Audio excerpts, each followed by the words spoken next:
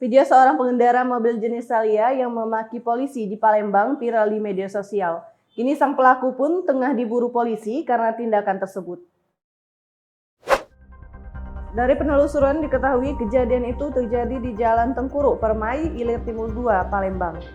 Tampak dalam video yang beredar, pelaku melawan petugas yang sedang melaksanakan penertiban lalu lintas.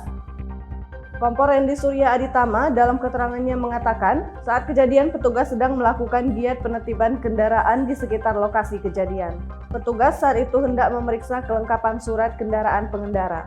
Sesaat kemudian, pengendara itu tidak terima, lalu marah sambil memaki dengan kata kasar.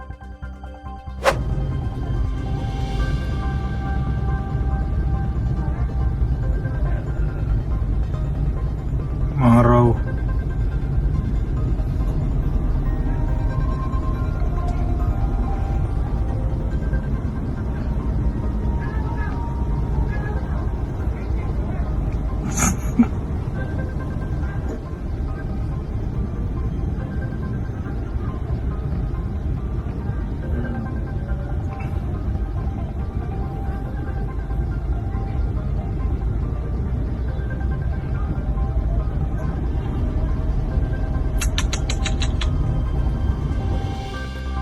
Pihaknya lalu akan segera membuat laporan polisi dan akan bekerja sama dengan Satreskrim Polrestabes Palembang untuk mengetahui keberadaan pengemudi itu.